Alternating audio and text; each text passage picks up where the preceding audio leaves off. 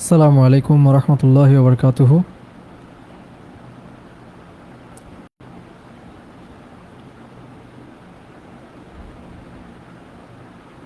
উম, কেউ কি অনলাইনে আছেন? থাকলে কমেন্ট করতে পারেন। Late me check.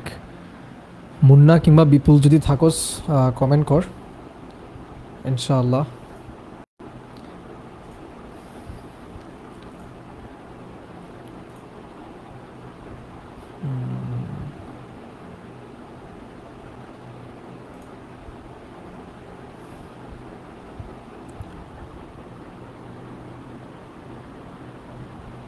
Okay, 2060।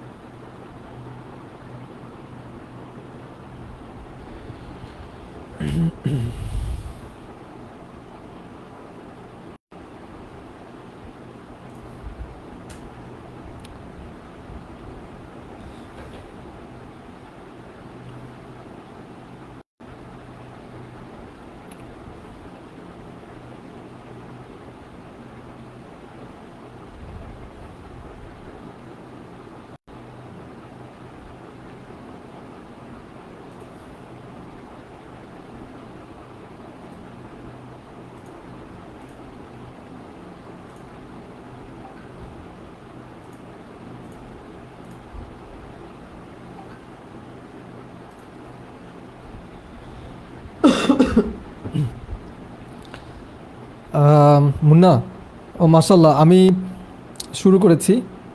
You can comment over there. Let me check the previous comments. আমি আগের যে পোস্টটাতে কিছু কমেন্ট ছিল, কিছু প্রশ্ন ছিল, ওগুলো আমি একটা একটা অ্যাড্রেস করার ট্রাই করি। মিজান ভাই, আসসালামু আলাইকুম। ওয়ালাইকুম আসসালাম রহমতুল্লাহ। কেমন আছেন? আশা করি ভালো। বাসায় ইনশাআল্লাহ। দাওয়াত যেতে পারবো কিনা শিওর না। মুন্না, ওয়ালাইকুম আসসালাম রহমতুল্লাহ। একটু ঝামেলায় আছি। মুন্না, একটু কমেন্ট করতে পারো দ্যাট ক্লিয়ারলি শোনা যাচ্ছে কি না, কারণ আমার আসলে টেস্ট করার কোনো সুযোগ নাই। বিপুল বোধহয় কমেন্ট করেছে, ওয়ালাইকুম আসসালাম রহমতুল্লাহ। আচ্ছা, আমরা সালাম পর্ব তো শেষ হলো। আমরা কোনো একটা টপিকে চলে যাই। হ্যাঁ, চাঁদ রাতে এত ফ্রি টাইম কীভাবে পান? আলহামদুলিল্লাহ, আলহামদুলিল্লাহ, আল্লাহ সহজ করছে, তাই ফ্রি টাইম পাই। একটু কেউ যদি জানাতে পারো যে আম, এটা কি বলে,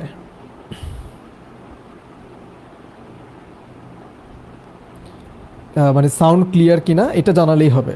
এটা জানালেই আমি প্রিভিয়াস যে পোস্টে কয়েকটা প্রশ্ন ছিল ওগুলো নিয়ে ইনশাল্লাহ কথা বলবো আর কি। জাস্ট অডিওটা ক্লিয়ার কিনা আমার আসলে বোঝার কোনো সুযোগ নেই, কাইন্ডলি কেউ একজন কমেন্ট করলে হবে। মুন্না কমেন্ট করেছে, শুনতে পাচ্ছি ভাই ক্লিয়ারলি। আচ্ছা মুন্না, আরেকটা জিনিস, সরি, দেখা যাচ্ছে ক্লিয়ারলি? দেখা যাচ্ছে ভিডিও কি ক্লিয়ার?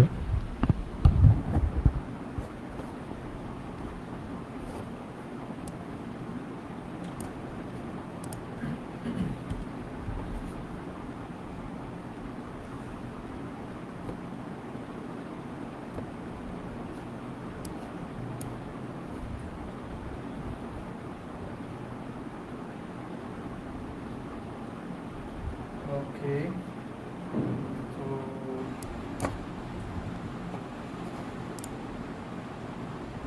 হ্যাঁ Munna, thank you so much. Okay Munna, thank you so much. আমি আগের পোস্টে চলে যাচ্ছি। আগের পোস্ট থেকে কোনো কমেন্ট যেগুলো আছে ওগুলো নিয়ে একটা একটা করে কথা বলি তাহলে ইনশাল্লাহ। বিসমিল্লাহ। কালকে, সরি আজকে এখানে একটা কোয়েশ্চেন ছিল।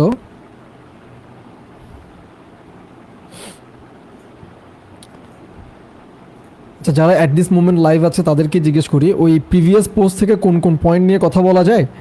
You can comment. যেমন একটা টপিক ছিল এরকম যে ছোটোবেলার ঈদ নিয়ে আসলে আমার মনে হয় না কথা বলার কোনো মানে কথা বলে তেমন কোনো মজা হবে। একটা পয়েন্ট হচ্ছে how can Eid B celebrated in a হালাল ওয়ে। এটা প্রশ্নকর্তা যদি থাকে এটা নিয়ে কথা বলা যায়। After Eid how can we maintain the same spirit of worship as in Ramadan. এটা খুব ইম্পর্টেন্ট পয়েন্ট, এটা নিয়ে কথা বলবো ডেফিনেটলি, এটা নিয়ে কথা বলবো ইনশাআল্লাহ। আচ্ছা, এটা দিয়ে শুরু করি। ঠিক আছে, মানে এটা বরকতময় হোক আর কি। সেকেন্ড যে পয়েন্টটা ছিল যে after Eid how can we maintain the same spirit of worship as in Ramadan. তো এটা আমি দুইটা লেয়ারে কথা বলবো। একটা হচ্ছে আমি এক্সট্রিমলি সরি কাশির জন্য। এটা দুইটা লেয়ারে কথা বলবো। ফার্স্ট লেয়ারটা হচ্ছে যারা রমাদান নিয়ে এর আগের মানে রমাদানের আগের কয়েক মাস ধরে যারা প্রিপারেশন নিয়েছে তাদের কথা বলি। তাদের অ্যাকচুয়ালি যেটা ঝামেলা হবে না ইনশাল্লাহ সেটা হচ্ছে তাদের এটা নিয়ে প্রবলেম হবে না, বিকজ তারা এর আগে 6 মাস 7 মাস 8 মাস ধরে তারা আসলে ইবাদতের জন্য নিজেকে রেডি করেছে। কার ইবাদত? আল্লাহর ইবাদত। সো যেহেতু তারা আল্লাহর ইবাদতের জন্য অলরেডি তারা প্রিপারেশন নিয়েছে, তাদের সিচুয়েশনটা এমন হওয়ার কথা যে হাউ টু পুট দিস, তাদের সিচুয়েশনটা এমন হওয়ার কথা দ্যাট মানে তাদের আসলে পুরোটা দিনই সলাত, তারপর কোরআন, দোয়া, জিকির। আমি কয়টা জিনিস বললাম? সলাত, কোরআন, জিকির, হ্যাঁ, এবং দোয়া, 4টা জিনিস। তাহলে এই 4টা জিনিসে আসলে তারা এর আগের 6 মাস 7 মাস আসলে প্র্যাকটিস করেছে। সো তাদের অ্যাকচুয়ালি রমাদান আসা, রমাদান যাওয়া, এটাতে তাদের আসলে খুব বেশি চেঞ্জ আসবে না লাইফে। তারা আসলে নিজেকে ইবাদত দিয়ে সারাটা দিন কীভাবে নিজেকে ইবাদত দিয়ে স্যাচুরেটেড রাখতে হবে, বিজি রাখতে হবে, এটা তারা অলরেডি জানে। সো তাদের গেলে একটা লেয়ার, তাদের এই কোয়েশ্চেনটা থাকবে না ইনশাল্লাহ। দ্বিতীয় যে লেয়ার সেটা হচ্ছে আমরা যারা আসলে সারা বছর ইবাদত করি না, সারা বছর যারা আমরা আল্লাহকে ওইভাবে প্রায়োরিটাইজ না করে আমরা সারাটা বছর পার করি, রমাদানের আমাদের একটা বুস্ট আসে আলহামদুলিল্লাহ, এটা আল্লাহর পক্ষ থেকে একটা বিশাল নিয়ামত।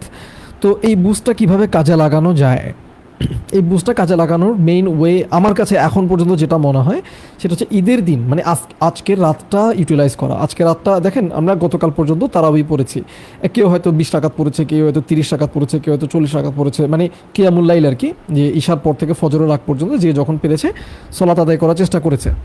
সো এই জায়গাটা থেকে বলছি যে আমাদের যেহেতু সলাতের একটা অভ্যাস হয়ে গেছে আলহামদুলিল্লাহ, সলাতের এই অভ্যাসটাকে কাজে লাগাতে হবে, এটাকে ধরে রাখতে হবে। সো ফর এক্সাম্পল আজকে রাতে আমি তো 2টা রাকাত তো আমি সলাতে দাঁড়াইতে পারবো, রাইট?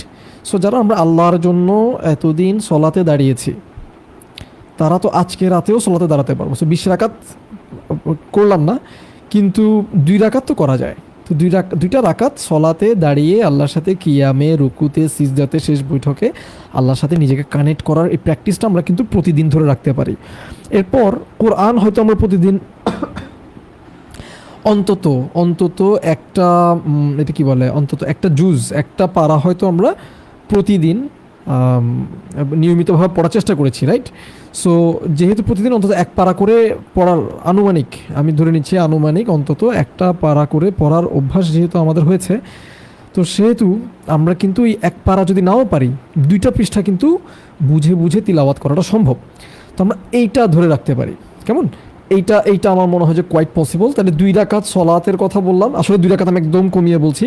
আমরা যারা 20 রাকাত করে পড়েছি আমরা কিন্তু চাইলে 10 রাকাত পড়তে পারি। 10 রাকাত যদি না পারেন তো 8 রাকাত পারি, 6 রাকাত পারি, 4 রাকাত পারি। কেমন? যারা একদম পারছি না, খুব ব্যস্ত, খুব ক্লান্ত হয়ে যাব, কারণ আবার যেহেতু জব লাইফ শুরু হবে, খুব ক্লান্ত থাকাটা স্বাভাবিক। তো সেক্ষেত্রে অন্তত 2টা রাকাত যেন আল্লাহর জন্য আমরা না ছাড়ি। কেমন? এটা আমরা ধরে রাখতে পারি ইনশাআল্লাহ। তো এইটা দিয়ে স্টার্ট করা যায়। তাহলে 2 রাকাত সলাতের কথা বললাম, এটা মিনিমাম 2 পৃষ্ঠা কোরআন, এটাও বললাম একদম মিনিমাম। এরপর জিকির যেমন আমরা আলহামদুলিল্লাহ আমরা যে কয়জন রমাদানের প্রায় 6 মাস আগে আমরা একটা প্রজেক্ট শুরু করেছিলাম, অনেকেই জানেন প্রজেক্টটার কথা, আমরা টেলিগ্রাম চ্যানেল থেকে একটা আলোচনা শুরু করেছিলাম। এটা একটু হিন্ট দেই। ওটা ছিল এরকম যে যারা একাডেমিক্যালি ইসলামিক স্টাডিজ পড়ছে বা পড়া শেষ করেছে তাদের কথা বলছি, তাদেরকে আমি একটা রিকোয়েস্ট করেছিলাম যে আমি একটা জার্নি শুরু করব, ওই জার্নিটাতে যারা ইন্টারেস্টেড তারা জয়েন করতে পারে। তো বাট ডেডিকেটেড থাকতে হবে, কমিটেড থাকতে হবে, এটা ছিল মূল শর্ত আর কি। তো আলহামদুলিল্লাহ আল্লাহর দয়া যে অনেকেই ওটাতে জয়েন করেছেন। শুরু করলেও সে বেশ মাসখানেক যাওয়ার পর বেশিরভাগই ঝরে যায়, এটা স্বাভাবিক। আমি এটাতে অভ্যস্ত। আমার মাথায় ছিল যে যদি 1% রয়ে যায়, 1 থেকে 2% যদি রয়ে যায়, আমি বলবো যে আলহামদুলিল্লাহ। এবং আলহামদুলিল্লাহ 1-2%ই ছিল, শেষের 1-2% ছিল। তো তাদেরকে নিয়ে আমরা আসলে গত 6টা মাস আমরা একসাথে কাজ করেছি। তো ব্যাপারটা এমন না যে আমি অনেক জানি, আমি অনেক পারি, ব্যাপারটা এরকম না। ব্যাপারটা হচ্ছে আমি একটা জার্নি শুরু করছি, আমি চিন্তা করলাম যে আমি একলা কেন শুরু করবো, আমার যে পড়াশোনা, আমি যে বইপত্রগুলো পড়ছি, লেকচার্সগুলো দেখছি, সেখান থেকে যে আন্ডারস্ট্যান্ডিংস, সেখান থেকে যে যা কিছু আমি লাইফে অ্যাপ্লাই করবো, সেটা আমি আরও কয়েকটা মানুষের সাথে আমি শেয়ার করতে পারি, আমরা তো একসাথে আগাতে পারি। তো এখানে যেখানে আমরা ফেল করবো, সেখানে আমরা একজনকে হেল্প করবো, নাসিহা করবো, আমরা একজনকে হেল্প করবো। মোট কথা মানে জার্নিটা একলা হবে না, জার্নিটা বেশ কয়েকটা মানুষ মিলে হবে। তো যারা আমার মতো এরকম পিছিয়ে পড়া মানুষ, তাদেরকে নিয়ে আমরা জার্নিটা শুরু করি। এবং আলহামদুলিল্লাহ গত 6 মাসে আল্লাহ আমাদের প্রত্যেকের পার্সোনাল লাইফে একটা বিশাল একটা ইম্প্রুভমেন্ট দিয়েছেন, এবং দিস ইজ ডেফিনেটলি ফ্রম আল্লাহ সুবহানাহু ওয়া তাআলা। এই জায়গাতে একটা আয়াত মনে না করালে হচ্ছে না, সূরা আনকাবুতের একদম লাস্টের আয়াতটাতে আল্লাহ সুবহানাহু ওয়া তাআলা বলছেন, আউযু বিল্লাহি মিনাশ শাইতানির রাজিম, বিসমিল্লাহির রহমানির রহিম, আল্লাযীনা জাহাদু ফীনা, যারা আমার রাস্তায় চেষ্টা করে, আমার জন্য যারা চেষ্টা করবে, লানাহদিয়ান্নাহুম, অবশ্যই নিশ্চয়ই কোনো সন্দেহ নাই, definitely there is no doubt that আমরা তাদেরকে গাইড করি সুবুলানা, আমাদের পথে, আমাদের পথসমূহে, আমাদের পথগুলোতে আমরা তাদেরকে গাইড করি definitely, and there is no doubt. So আমরা এটা আলহামদুলিল্লাহ আমরা পেয়েছি যে আমাদের আসলে 6 মাস আগে লাইফস্টাইলটা যেমন ছিল, এটাতে একটা আলহামদুলিল্লাহ অল্প হোক বেশি হোক একটা চেঞ্জ এসছে, আলহামদুলিল্লাহ, দিস ইজ ফ্রম আল্লাহ, আলহামদুলিল্লাহ। সো ওখানের এই যেমন কারো 12,000 বার করে প্রতিদিন বুঝে বুঝে ফিল করে মিন করে জিকির করা হয়, কারো দেখা যাচ্ছে 1,00,000 বার করে বুঝে ফিল করে জিকির করা হয়। সলাৎ প্রতিদিন আলহামদুলিল্লাহ পড়া হচ্ছে, কেউ 2 রাকাত পড়ছে, কেউ 8 রাকাত পড়ছে, কেউ 20 রাকাত পড়ছে। 20 রাকাত আমি শিওর না, সরি, মানে 4 রাকাত 8 রাকাত করে, এটা রমাদানের আগে থেকেই আলহামদুলিল্লাহ সবাই চলে এসছে। এবং কোরআনও সবাই 2 পৃষ্ঠা দিয়ে শুরু করেছিল, শেষে সবাই কেউ 2 পৃষ্ঠাতে রয়ে গেছে, কেউ 4 পৃষ্ঠাতে গেছে, কেউ 6 পৃষ্ঠাতে, কেউ 8 পৃষ্ঠাতে গেছে। রমাদানে মোটামুটি সবাই কোথায় চলে এসছে, মানে আধা পারা 1 পারাতে চলে আসছে প্রতিদিন, আলহামদুলিল্লাহ। সো এটা আমরা কন্টিনিউ করবো। আর আমি এখানে লাইভে যখন কথা বলছি, তখন আমি আসলে যারা একেবারেই কিছু শুরু করি না, তারা এখন থেকে শুরু করতে পারি। ট্রাস্ট মি, নেক্সট রমাদানটা অন্যরকম হবে তাহলে ইনশাআল্লাহ। আলহামদুলিল্লাহ। একজন বললো, আসসালামু আলাইকুম। ওয়ালাইকুম আসসালাম। স্যার, আমার জন্য ছোট্ট করে দোয়া কবুলের সময় আজই দোয়া করে দিবেন যেন একজন ভালো ডাক্তার হতে পারি উম্মার জন্য। আল্লাহ আপনাকে বেস্ট একটা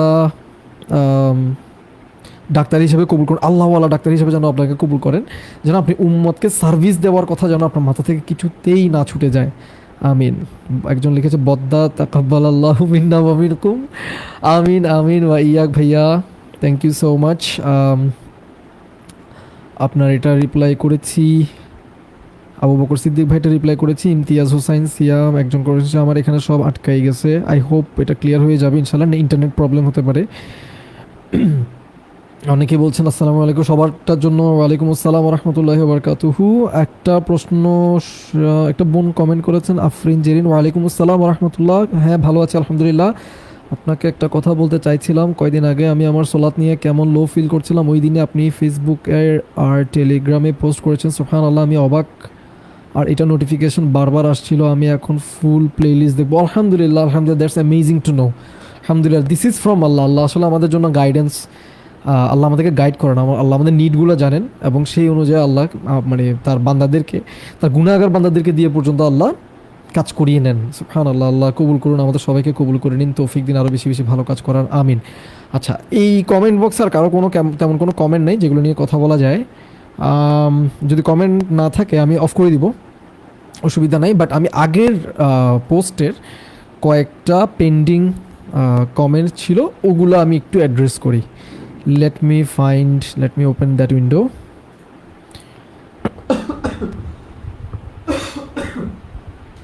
সরি। মোহাম্মদ শাফি শ্রাবণ ভাই লিখেছেন বিয়ে নিয়ে।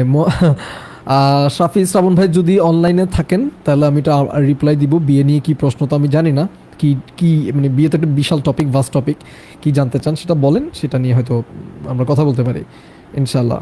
বাট আপনাকে দেখছি না আমি অনলাইনে, মানে আপনার কোনো কমেন্ট পাই নাই আর কি। সো আমি পরের অন্য একটা টপিক ট্রাই করি।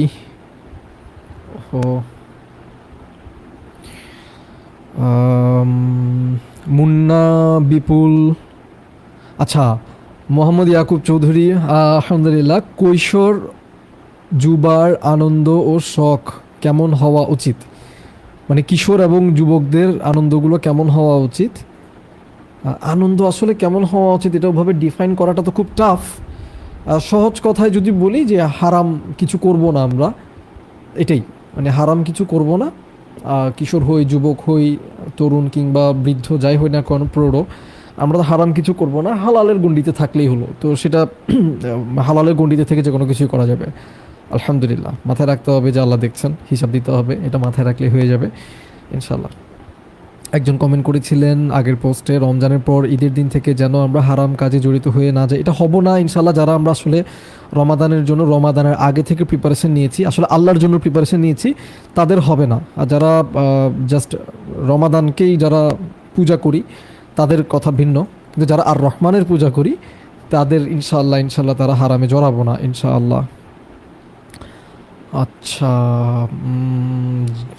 ওকে। ঈদের দিনে আমি একটু সিরিয়ালে যাই, আর কোনো প্রশ্নকে আমি মিস করেছি? ও, একজন লিখেছিল ঈদের শপিং রিভিল করেন উস্তাদ। ঈদের ঈদের শপিং করি না, ওখানে রিপ্লাই দিয়েছিলাম ঈদের শপিং করি না আলহামদুলিল্লাহ, অনেক বছর করি না। এবং ঈদে তো আসলে শপিং করতে হয় না, তাই না? ঈদের শপিং করাটা আমাদের বানানো একটা বিষয়, তো করলে ভালো, না করলে আরও ভালো। মানে ঈদে কেন শপিং করতেই হবে? ঈদে কোনো শপিং করার বিষয় নেই। ঈদে যেটা আছে সেটা হচ্ছে আমরা ভালো কাপড়, পরিষ্কার কাপড়, পবিত্র কাপড় পরে আমরা ঈদের সলাতে যাব। ঈদের সলাতের যে স্পিরিচুয়ালিটি, এটা যেন আমরা মেনটেন করি। ঈদের দিনেও যেন আমরা হারাম কোনো কাজ না করি, এটাই হচ্ছে মেইন। হ্যাঁ, তো শপিংয়ের যে ব্যাপারটা আমরা চালু করেছি, এটা আমি দেখেছি গরিব বাবা মা যারা, আমাদের মতো যারা মধ্যবিত্ত নিম্ন মধ্যবিত্ত ফ্যামিলি থেকে এসে, তারা জানি যে এটা বাবা মায়েদের জন্য কত বড় বার্ডেনের একটা ব্যাপার। তো আসলে যেগুলো কোরআন সুন্নাতে নাই সেগুলো আমি দেখেছি, এগুলো মানুষের জন্য জুলুম নিয়ে আসে। তো যাদের অবস্থা ভালো তারা এগুলো বুঝবে না, বুঝে না, স্বাভাবিক। কিন্তু যাদের অবস্থা ভালো না, আমি প্রচুর মানুষকে চিনি, আমি সম্পর্ক রাখি যাদের আর্থিক অবস্থা ভালো না, আমি তাদেরকে জানি, তাদেরকে আমি সাফার করতে দেখি। সো আমি খুব মানে হাড়ে হাড়ে টের পাই যে আসলে কোরআন সুন্নাতের বাইরে গেলেই আসলে মানুষের জীবন কঠিন হয়ে যায়, অন্যদের জীবন কঠিন হয়ে যায়। তো যতটা পারা যায় আমরা যতটা পারা যায় না আমরা কোরআন সুন্নাই তো গাইডেন্স, হ্যাঁ, গাইডেন্সের বাইরে আমরা যাব না আলহামদুলিল্লাহ। আর সেটা নিয়ে কথা বলবো না, সেটা নিয়ে আমরা এনকারেজ করবো না। কেউ করতে চাইলে করতে পারে, কোনো সমস্যা নেই। সারা বছর সে তো আসলে জামা কাপড় কিনতেই পারে, তো জামা কাপড়টা হয়তো অনেকেই ঈদে কিনতে পারে, সেটা তার ব্যক্তিগত ব্যাপার। কিন্তু আমার পছন্দ না মাল্টিপল কারণে, কারণ রমাদান মাসটা হচ্ছে পুরোটা মানে ইবাদতের মাস। তো প্রত্যেকটা সেকেন্ড গুরুত্বপূর্ণ। তো মানে মার্কেট বা বাজারের মতো একটা জায়গা, যেখানে রাসূলুল্লাহ সাল্লাল্লাহু আলাইহি ওয়াসাল্লাম বাজারের ব্যাপারটাকে আসলে মোটেও উৎসাহিত করেন নাই, নিরুৎসাহিত করেছেন বারবার। পৃথিবীর বুকে নিকৃষ্ট জায়গা বলা হয়েছে। তো রমাদানের মতো একটা ইম্পর্টেন্ট সময়ে আমরা কিভাবে আসলে সেখানে গিয়ে সময় কাটাতে পারি? আর আমাদের এই কালচার, এই ট্রেন্ডের কারণে হয় কি, মানে যাদের মার্কেটে দোকানপাট আছে, বাজারে যাদের বিভিন্ন দোকানপাট আছে, তারা ইবাদত করতে পারেন না।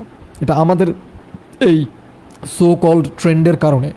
তো আমি দেখেছি যেহেতু তাদের রুটি রুজির ব্যাপার, তাদের জন্য খুব কঠিন হয়ে যায় রাতে ইবাদত করা। তাদের ইচ্ছা থাকলেও তারা রমাদানে ইবাদত করতে পারে না, রাতের ইবাদতগুলো তো করতেই পারেন না। স্পেশালি শেষ 10 রাত তো তাদের জন্য, মানে তাদের জন্য ইবাদত করা হারাম, এরকম একটা অবস্থা হয়ে যায়। আল্লাহ সহজ করেন এটা।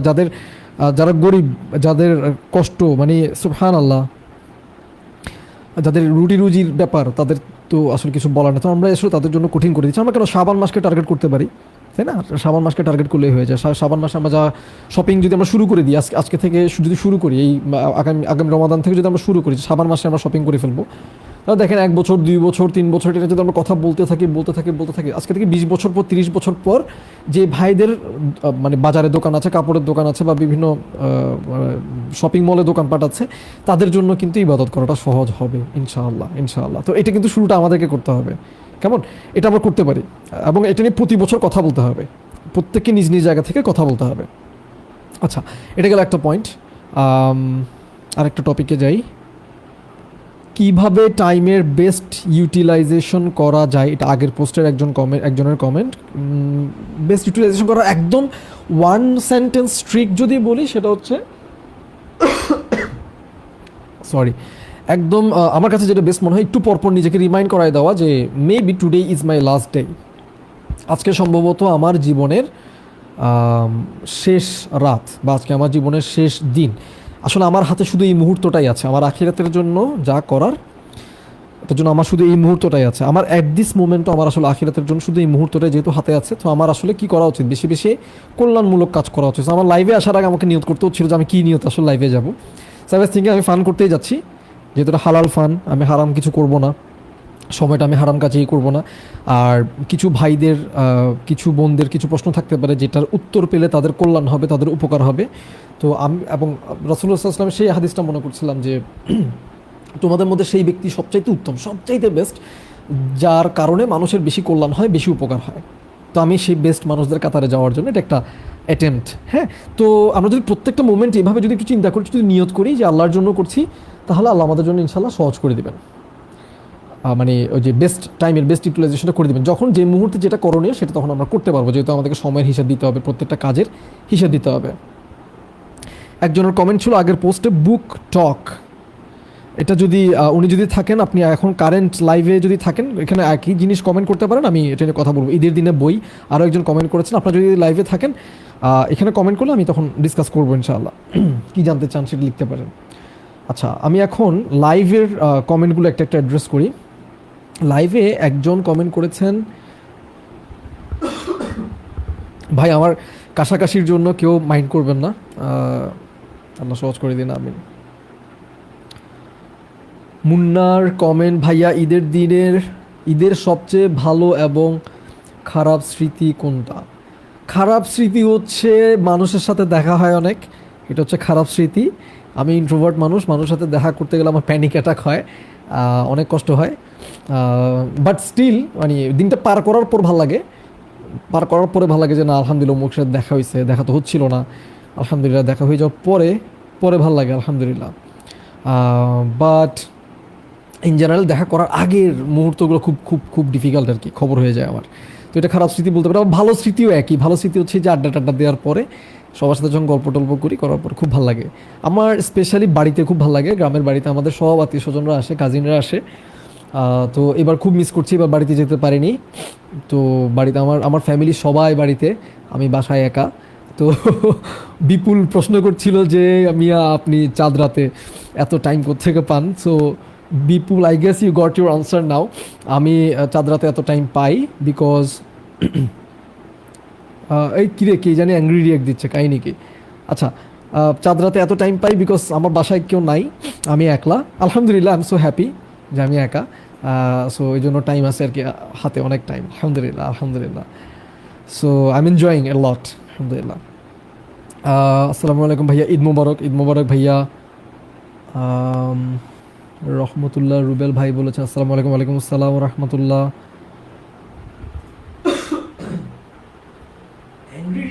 অ্যাংরি রিয়াক্ট কি দিল আমি এটা চিন্তা করতেছি, কি দেখা যায়?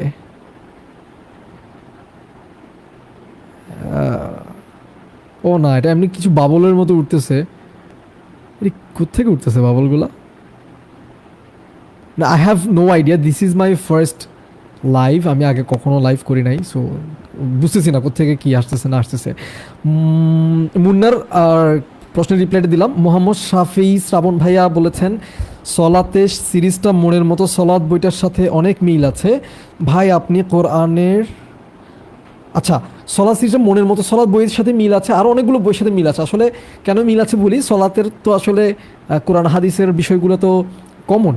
হ্যাঁ, তো আপনি সলিয়াল মুনাজ্জিদের একটা বই আছে 33 ওয়েজ টু গেইন খুশু, আপনি ওটা খুলে দেখবেন, ওটার সাথে অনেক মিল। আপনি ইবনুল কাইয়িম রাহিমাহুল্লাহর ইনার ডিমেনশনস অফ প্রেয়ার, ওটা সম্ভবত বাংলায় অনুবাদ আছে খুশু খুজু নামে, খুশু খুদু এই নামে, ওইটা খুলে দেখবেন, ওটার সাথে অনেক মিল। আপনি সলাতের যে কোনো বই নেন বা আপনি নিজেও যদি একটা বই লেখেন দেখবেন যে একই জিনিস হচ্ছে, মানে সলাত নিয়ে তো নতুন কোনো কিছু আবিষ্কার করার নাই। হ্যাঁ, তো কোরআন এবং সুন্নাতের ওই কথাগুলো ঘুরে ফিরে আসে, আপনি মনের মতো সালাত সহ যে কোনো বই আসলে নিতে পারেন। সো মিল থাকবে সবগুলোর সাথেই, দেখবেন যে মিল মানে কমন পয়েন্টগুলো একদম কমন, আলহামদুলিল্লাহ। ভাই আপনি কোরআনের সাথে এত ভালো সম্পর্ক কিভাবে করলেন? আমিও করতে চাই শূন্য থেকে, কিন্তু পারি না ভাই। আই ডোন্ট থিঙ্ক কোরআনের সাথে আমার খুব ভালো সম্পর্ক, বাট আমি ট্রাই করছি। হ্যাঁ, আমার সাথে কোরআনের ভালো সম্পর্ক যেটা হয়েছে আর কি, যতটুকু হয়েছে সেটার ব্যাকগ্রাউন্ডটা একটু বলি। আসলে কোরআন হচ্ছে আমার লাইফের মানে লাইফ চেঞ্জিং যদি কিছু থাকে আমার লাইফে, সেটা হচ্ছে কোরআন। সো নাস্তিকতা থেকে ইসলামে ফিরে আসার পিছনে আমার মেইন নিয়ামক যদি বলি, প্রভাবক যদি বলি, সেটা ছিল কোরআন। সো ইসলামে আসার পর আমার মানে যে কোনো নন মুসলিম কেউ যখন ইসলামে আসে, ইসলাম গ্রহণ করে, তাদের ফার্স্ট আসলে প্রায়োরিটি এটাই থাকে যে সে আসলে কোরআনটা বুঝবে, শিখবে। তো আলহামদুলিল্লাহ আলহামদুলিল্লাহ আমি একজন, আমার খুব ভালো লাগে যে আমি রিভার্ট, আমি ইসলামে এসেছি কুফর ছেড়ে, শিরক কুফরের লাইফ ছিল, আমি ইসলামে আসছি, এটার জন্য আমি খুব আনন্দিত ফিল করি যে আমি জন্মসূত্রে মুসলিম না আর কি। আলহামদুলিল্লাহ। কেন? কারণ আমি দেখেছি যারা জাস্ট জন্মসূত্রে মুসলিম তারা আসলে ইসলামটাকে ফর গ্রান্টেড নেয়, তারা নিজেকে সাবমিট করার জন্য ইসলামের আল্লাহ এবং রাসূলুল্লাহ সাল্লাল্লাহু আলাইহি ওয়াসাল্লাম যে ডিমান্ডগুলো দিয়েছেন, আল্লাহ মাস্টার হিসেবে মনিব হিসেবে যে ডিমান্ডগুলো করেন, সেই ডিমান্ডগুলো নিয়ে তারা পাত্তাই দেয় না। এটা খুব কষ্টের, তাদেরকে বারবার বললেও তারা উল্টা বিরক্ত হয়। তো এটা খুব কষ্টের আর কি। এই কারণে দেখবেন যে মুসলিমদের লাইফে জিল্লতির শেষ নাই, কারণ তারা কোরআনকে ছেড়ে দিয়েছে, তারা আল্লাহকে ছেড়ে দিয়েছে, তাদের লাইফের মেইন প্রায়োরিটি আল্লাহ না। তো তাদের মেইন প্রায়োরিটি আল্লাহ না হওয়ায়, তাওহীদ না হওয়ায়, এবং তাওহীদ বলতে আমি জাস্ট বুকিশ তাওহীদের কথা বলছি না, তাওহীদ প্রচণ্ড রকম ডিপ, প্রচণ্ড রকম স্পিরিচুয়াল একটা জিনিস। হ্যাঁ, তো ইনশাল্লাহ নেক্সট কোনো আমাদের নেক্সট একটা আলোচনায় আমার প্ল্যান আছে, আমি টানা তাওহীদ নিয়ে অনেকগুলো কাজ করব ইনশাল্লাহ। আমার যারা তাওহীদ প্রজেক্টের মেম্বার আছে তাদেরকে নিয়ে, তো ওখানে 3-4 জন যারা আছে তাদেরকে নিয়ে, তাদের জন্যই করব, বাকিদের বেনিফিট হবে ইনশাল্লাহ। যেহেতু তারা নিজেদেরকে বিল্ড করছে, কমিটেড, তারা কাজ করছে, তাদের জন্য মেনলি কাজগুলো করা হয় এখন আলহামদুলিল্লাহ। মানে আমাদের জন্য কাজগুলো করা হয়, তাদের জন্য না, আমার নিজের জন্য সহ কাজগুলো করা হয়। তো ওই জায়গাটাতে আমি দেখানোর চেষ্টা করব যে আমাদের লাইফ আসলে তাওহীদ নাই, আমরা জাস্ট থিওরিটিক্যাল একটা স্ট্রাকচারাল একটা তাওহীদের কথা আমরা জানি, যেটার সাথে আমার প্র্যাকটিক্যাল লাইফের কোনো যোগাযোগ নাই।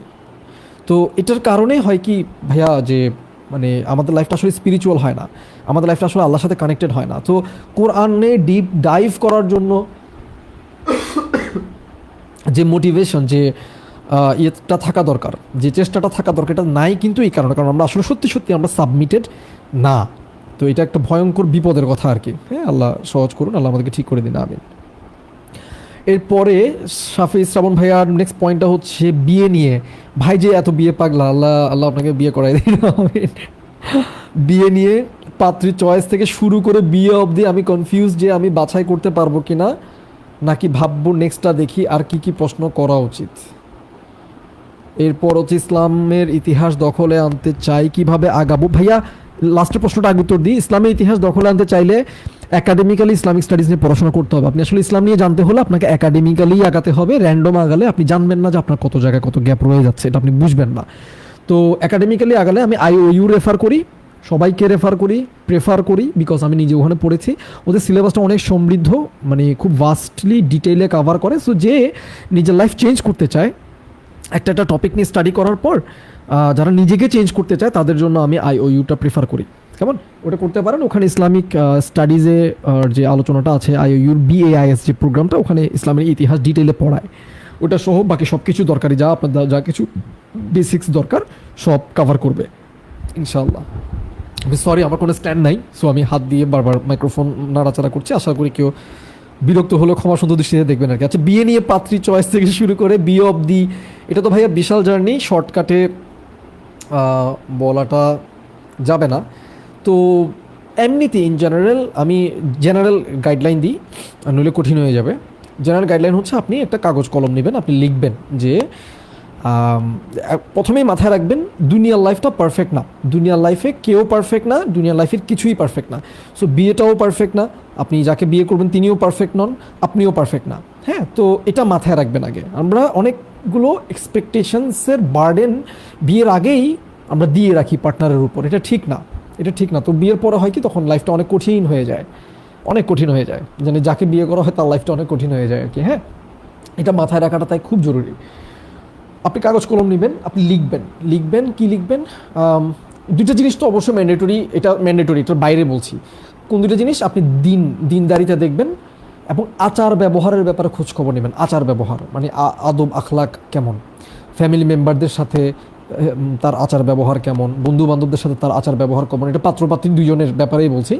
এবং দিনের ব্যাপারে কমিটমেন্ট কেমন। তো দিনের ব্যাপারে কমিটমেন্ট বোঝার একদম সহজ উপায় কি, পাত্র কিংবা পাত্রী ইসলামিক স্টাডিজটা সে একাডেমিক্যালি পড়েছে কিনা, সে পৃথিবীর physics, chemistry, biology, math, BBA, MBA সব কিছু সে একাডেমিক্যালি করে।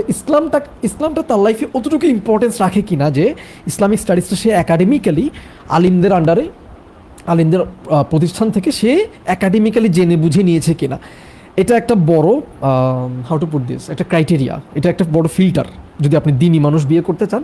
আর যদি দিনী মানুষ বিয়ে করতে না চান তাহলে জাস্ট জেনারেলি আপনি দেখেন যে তার আদব আখলাক ভালো কিনা, মানে জেনারেল সবার জন্য বলছি আর কি, জাস্ট আদব আখলাক ভালো কিনা, ফ্যামিলি মেম্বারদের সাথে প্রচণ্ড রাগ উঠলে সে ভাঙচুর করে কিনা, গালাগালি করে কিনা, এগুলো একটু খোঁজ খবর নেন, বের করার চেষ্টা করেন। এই জিনিসগুলো খুব ইম্পর্ট্যান্ট। হ্যাঁ, সে দুনিয়ার প্রতি কতটা আসক্ত, তার ঈদের বাজেট কত, তার শপিংয়ের বাজেট কত, এটা দেখতে পারেন। হ্যাঁ, সে কতটা ম্যাটেরিয়ালিস্টিক বা কতটা স্পিরিচুয়াল। আমি আবার ডিসকাশনে চলে যাচ্ছি, মানে এটা যারা দিন বুঝেন বা দিনী মানুষ বিয়ে করতে চান তাদেরকে বলছি আর কি। সো যারা আখিরাতমুখী, মানে দিনই মানেই কিন্তু আখিরাতমুখী হবে। সো আখিরাতমুখী যারা, তাদের লাইফস্টাইলটা ডিফারেন্ট হয়। তাদের কোটি কোটি টাকা পয়সা থাকলেও তারা কিন্তু সেটা ভোগ বিলাসে লাগাবে না, তাদের লাইফটা থাকবে সিম্পল, সে তার সাদাকা বেশি হবে। তো এই বিষয়গুলো আপনি যাচাই করতে পারেন। আর ইন জেনারেল যেটা দেখতে পারেন এই 2-3টা পয়েন্টের বাইরে আদব আখলাক তো খোঁজখবর নেবেন, দিনই ব্যাপার স্যাপার দেখবেন। আর এর বাইরে যেটা দেখবেন যে আপনার আসলে লাইফের গোল কী।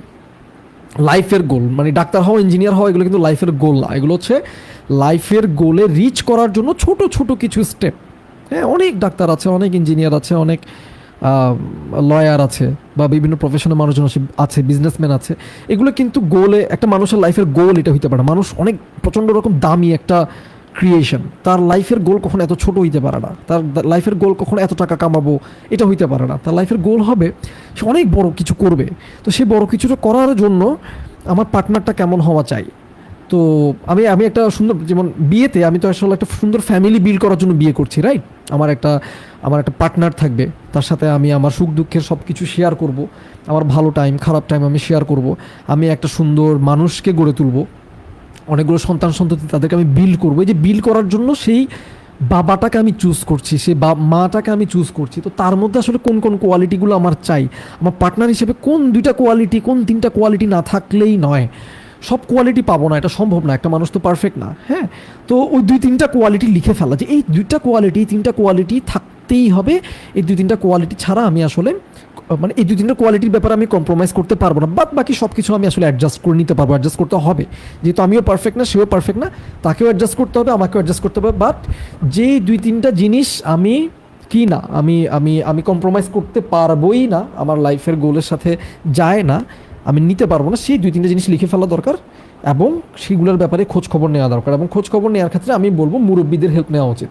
আব্বা আম্মা যদি বেঁচে থাকেন, আব্বা আম্মার হেল্প নেওয়া উচিত, অথবা মামা চাচা। হ্যাঁ, ওনাদের হেল্প কেন নিব? কারণ তারা এক্সপিরিয়েন্সড।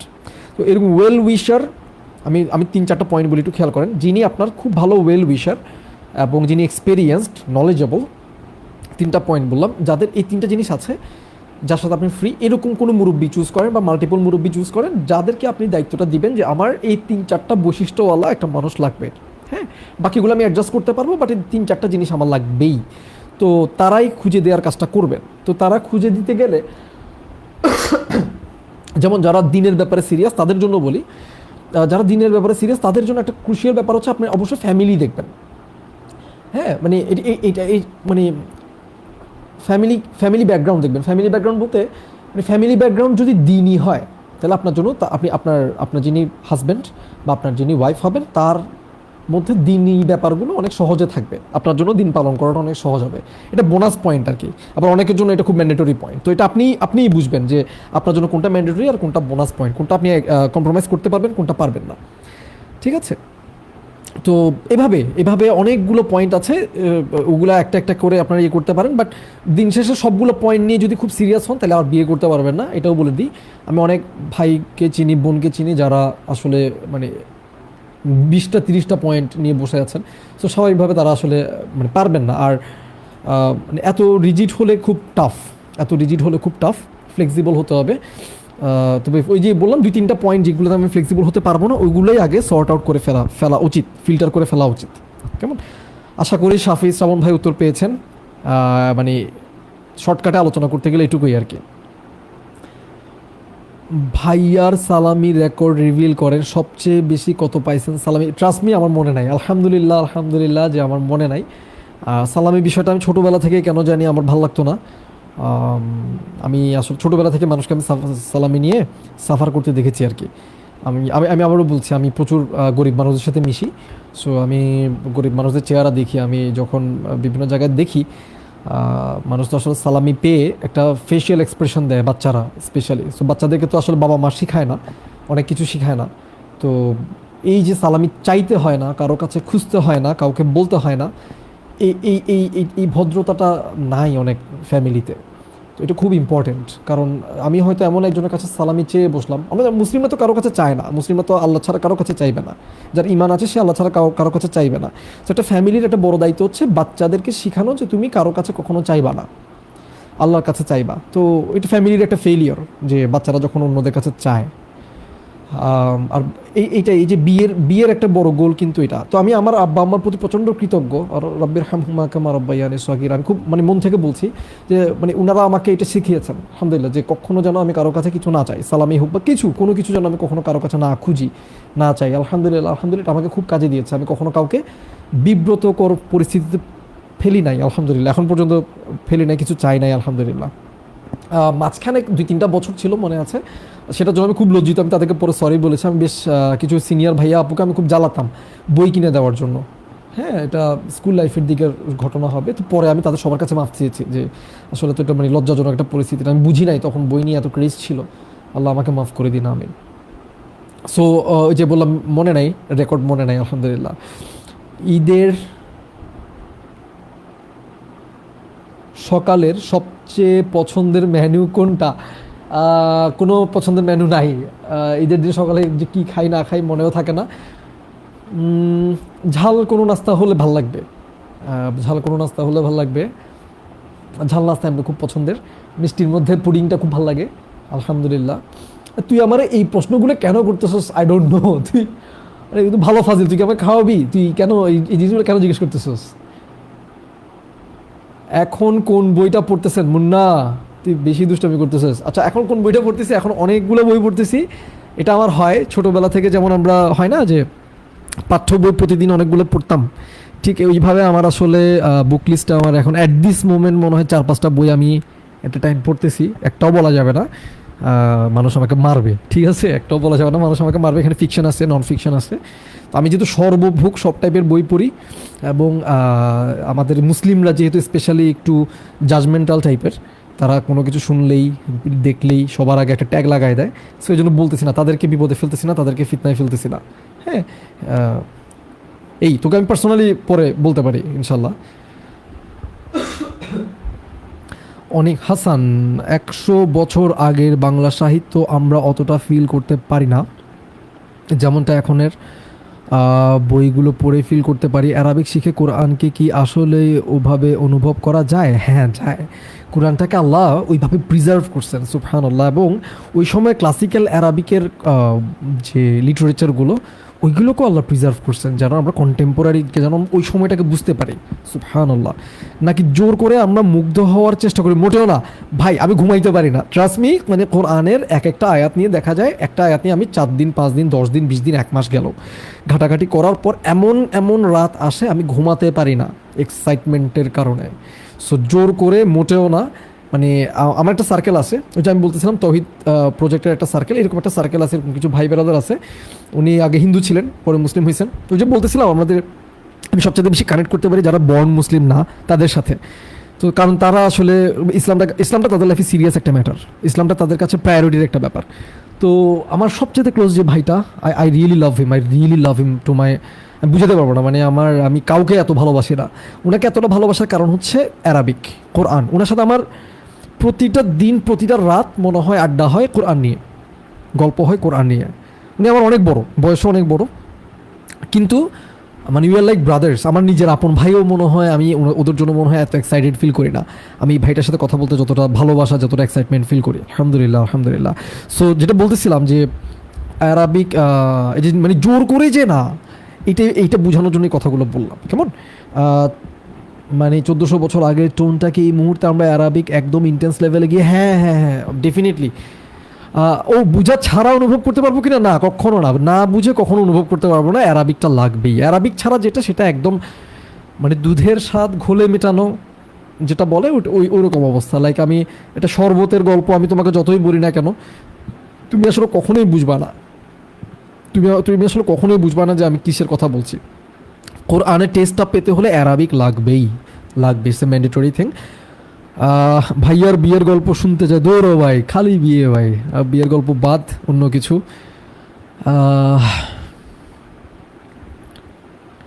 বিয়ে নিয়ে অনেকক্ষণ কথা বলছি। হ্যাঁ, আমার আমার আহলিয়া সম্ভবত অনলাইনে আছে। সো মানে ও শুনলে মাইন্ডটাইন করে কি না বিয়ের গল্প বললে, কখনো ওর থেকে পারমিশন নিয়ে সামনে কখনো যদি সময় সুযোগ হয়, ওর যদি পারমিশন থাকে, অবশ্যই বিয়ের গল্প কোনো একদিন করা যাবে ইনশাল্লাহ। বাট একটু আগে বিয়ে নিয়ে অনেক অনেক অনেক বকবক করা হয়েছে, সো বিয়ে নিয়ে আজকে আর না আর কি। আচ্ছা, একটা বোন কমেন্ট করেছেন, শামিমা সুলতানা, কয়েকটা পুরো সেরা বাংলা সাহিত্য নিয়ে বলেন, একদম সাদামাটা আরাম আরাম ক্লাসিক বই নিয়ে বলেন, ফিকশন সেরাগুলো বলেন। এতগুলো তো বলতে পারবো না, আর সেরা বই বলা যায় না কেন, কারণ এক একজনের টেস্ট এক এক রকম।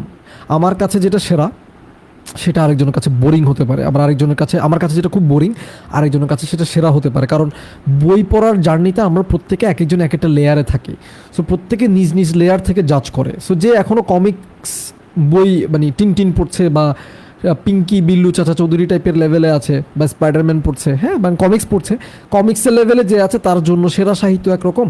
আবার যে কয়েক হাজার লিটারেচার পড়ে ফেলেছে, সাহিত্য বই পড়ে ফেলেছে, তার জন্য সেরা সাহিত্যের ডেফিনিশনটা আরেক রকম। তো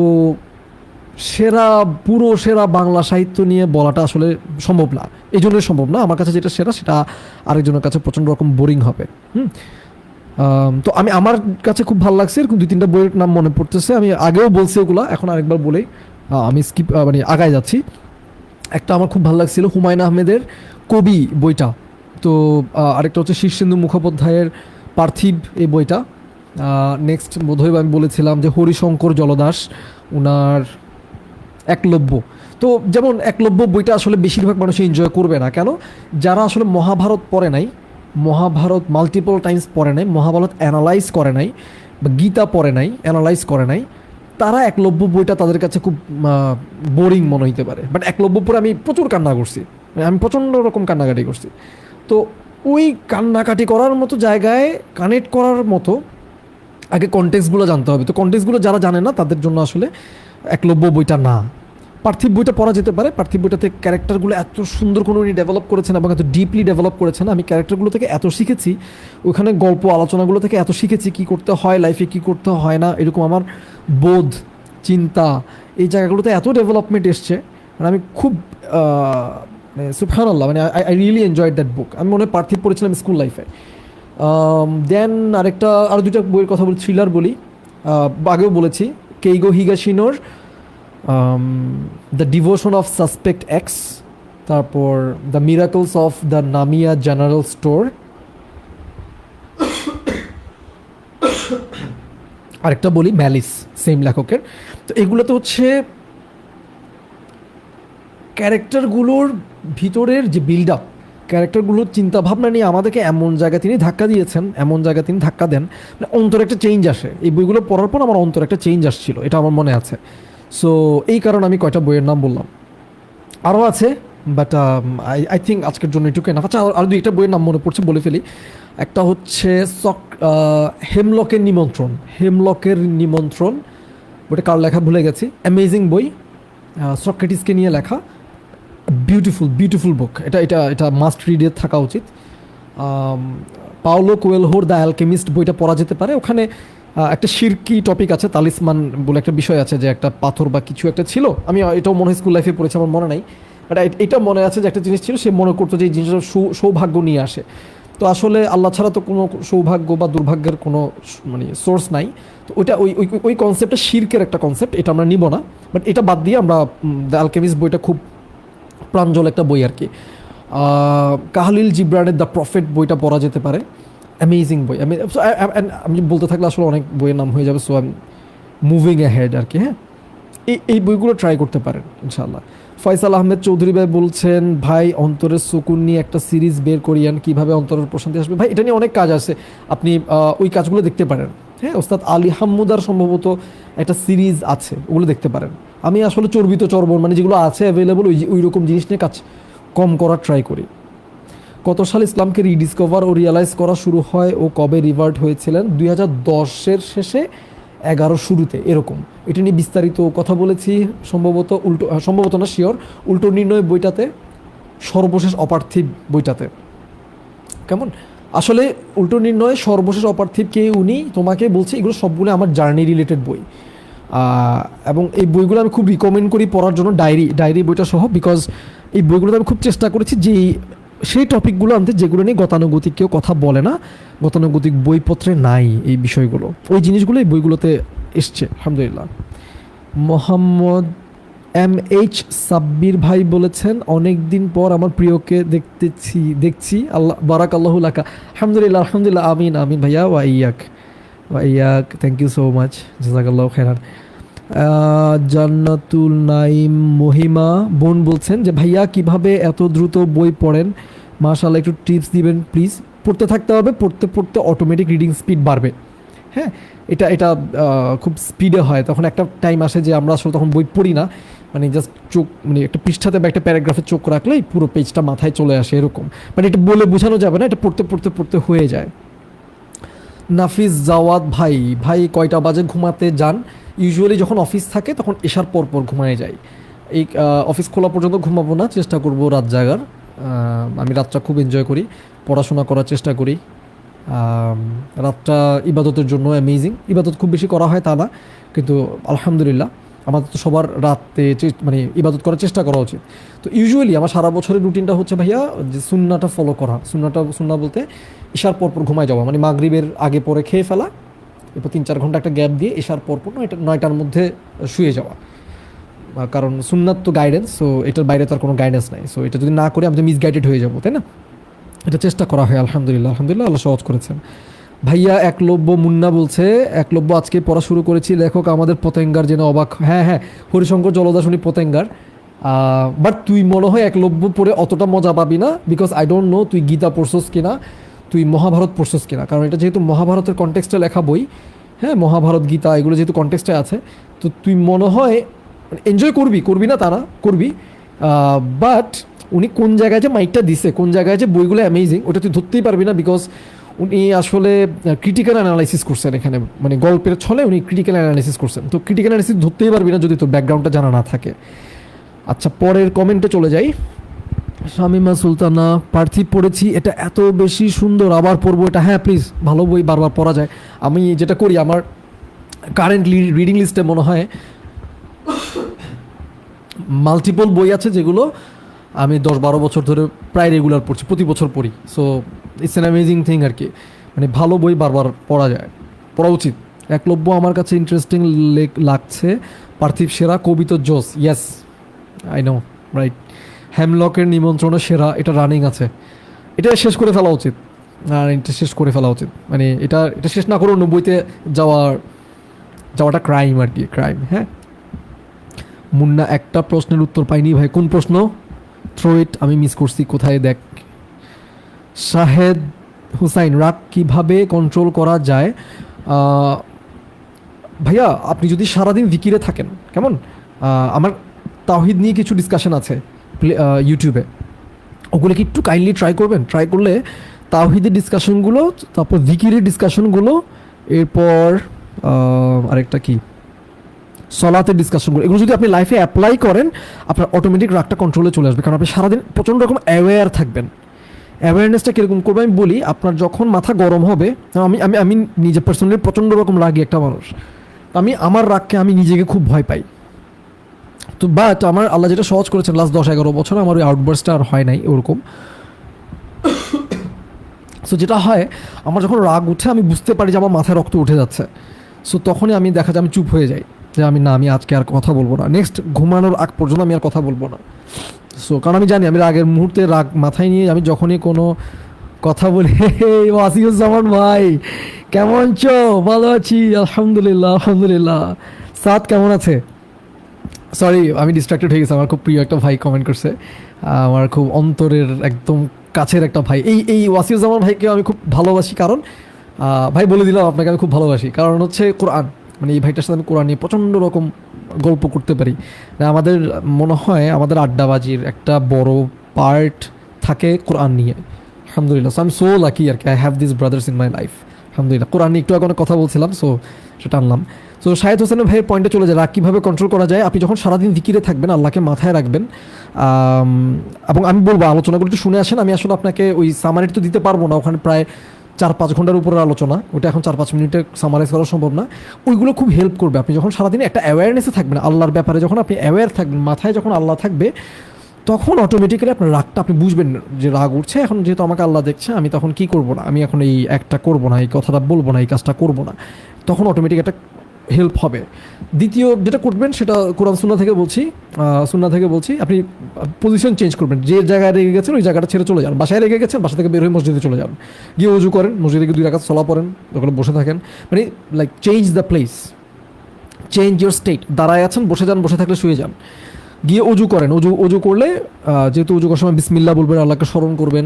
উজু করার সময় আমরা কী করি, আমরা আল্লাহকে বলি আল্লাহ আমার গুনাহগুলো ঝরায় দেন। হ্যাঁ, আমাদের অ্যাওয়ারনেস, আমাদের ফোকাস শিফট হয়, তো রাগ ইনশাল্লাহ আল্লাহ চাইলে কন্ট্রোলে চলে আসবে। রহমতুল্লাহ সজল ভাই, একাডেমিক এক্সিলেন্স আমাদের এই সময় কতটা রেলিভেন্ট? অনেক রেলিভেন্ট ভাইয়া, অনেক রেলিভেন্ট। যতই এআই আসুক, এটা আসুক, সেটা আসুক, একাডেমিক এক্সিলেন্স আমাদের মতো যারা আমরা যারা দাসের জীবন পার করি, আমাদের জন্য একাডেমিক এক্সিলেন্স প্রচণ্ড রকম রেলেভেন্ট। কেমন? তো এটা যেন আমরা খুব গুরুত্ব দিয়ে করি, পাশাপাশি আমরা যেন স্কিল শিখি। কেমন? আমাদের একাডেমিক ব্যস্ততা এতটা থাকে না যে আমরা স্কিল শিখতে পারবো না। আমরা 10-12টা স্কিল শিখে ফেলতে পারবো জাস্ট ভার্সিটি লাইফটাতে, মানে ইন্টারমিডিয়েট এবং ভার্সিটি লাইফটাতে। এই প্রায় ইন্টারমিডিয়েট 2 বছর, অনার্স মাস্টার্স মিলায় হয়তো 6 বছর। হ্যাঁ, 6 এদিকে 2, 8 বছর। এই 8টা বছর সময় 8টা স্কিল মাস্টার করা যায়, অন্তত 8টা স্কিল মাস্টার করা যায়, যেগুলো থেকে ইনকাম করা যায়। এবং আমি বিশ্বাস করি ছেলেদের মেট্রিকের পর থেকে ইনকাম করা উচিত, ফ্যামিলিতে কন্ট্রিবিউট করা উচিত। ছেলেদের পক্ষে এটা সম্ভব। আমার বাবা আমাকে এটা শিখিয়েছেন। আমি নিজে আমার মেট্রিকের পর থেকে ইনকাম করছি, ফ্যামিলিতে নিজের পড়াশোনাতে কন্ট্রিবিউট করার ট্রাই করছি। আমার ছোটো ভাই দুটোকে আমি দেখেছি, তারাও মেট্রিকের পর থেকে তারা নিজের ইনকাম করে, নিজের লাইফে কন্ট্রিবিউট করে। তো ছেলেদের এটা করা উচিত। ছেলেরা মানে ঘরে বসে থাকতে পারবে না, মেট্রিকের আগে থেকেই শুরু করা উচিত, বাট সম্ভব না আমাদের সোশ্যাল সার্কামস্টেন্সেসের কারণে। বাট মেট্রিকের পর থেকে ডেফিনেটলি করা উচিত। ছেলেদের ফ্রি টাইম থাকার কথা না। ও মুন্না, কন্ট্যাক্ট জানা আছে? আই এম সরি, কন্ট্যাক্ট জানা থাকলে তুই প্রচণ্ড রকম এনজয় করবি, একলব্য বইটা প্রচণ্ড রকম এনজয় করবি ইনশাআল্লাহ। ওয়াসিউজ্জামান ভাইয়ের কমেন্ট আবার সামনে আসলো, ভালো আছি। আশরাফুল আলম খান, কেউ যদি রাগ উঠানোর কাজ করে কিভাবে হ্যান্ডেল করা উচিত? আমি চুপ থাকার ট্রাই করি।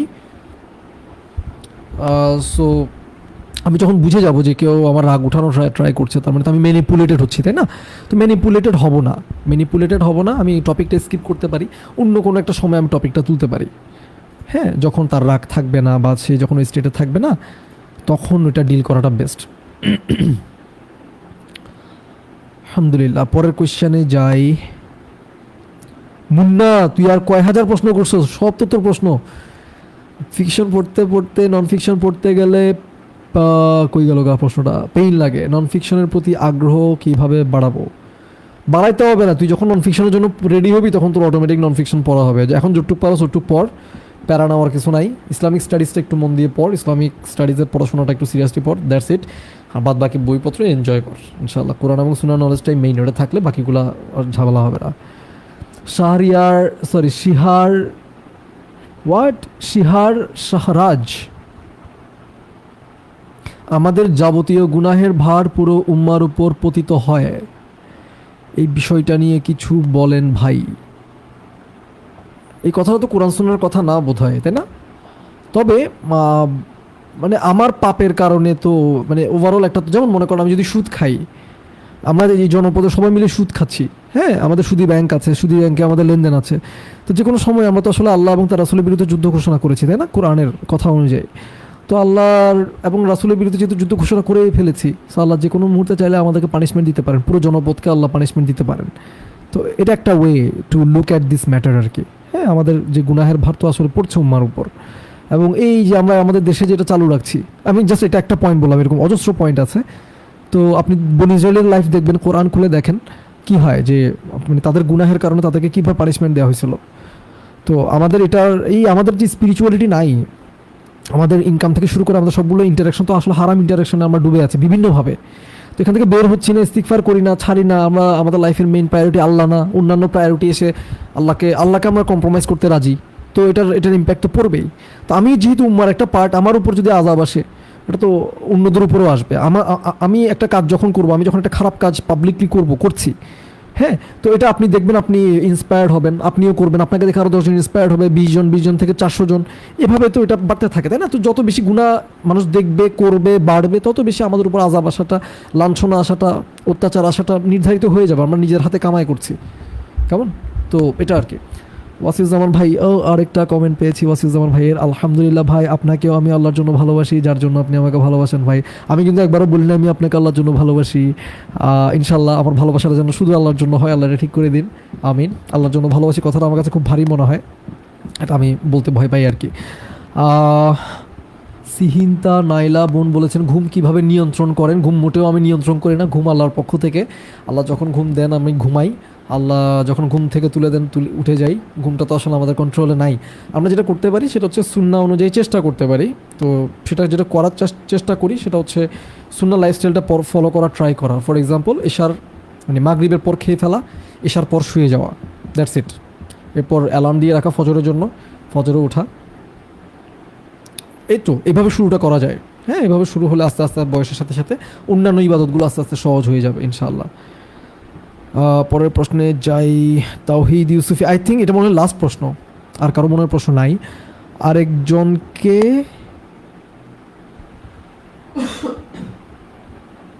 আই থিঙ্ক এটা রাগ রিলেটেড যে প্রশ্নটা এসছে ওটা রিলেটেড কমেন্ট, মানে রাগ উঠলে আরেকজনকে কন্ট্রোল করা যায় না, নিজেকে কন্ট্রোল করতে হয়, বোধ হয় তিনি এই কনটেক্সটে কথাটা বলেছেন। আই বিলিভ সবার প্রশ্নের উত্তর দিয়েছি, সবার সাথে খুব ভালো লাগছে, আলোচনাটা করে মজা পাইছি, আলহামদুলিল্লাহ আলহামদুলিল্লাহ। Thank you so much. So শেষ করছি আর কি এখানে ইনশাআল্লাহ। আর যদি কারো কোনো প্রশ্ন যদি না থাকে, নাই আলহামদুলিল্লাহ, তো আমরা শেষ করি। হ্যাঁ, thank you so much to all of you. Jazakumullahu khairan. Subhanaka Allahumma wa bihamdik. Ashhadu an la ilaha illa anta astaghfiruka wa atubu ilaik. Assalamu alaikum wa rahmatullah.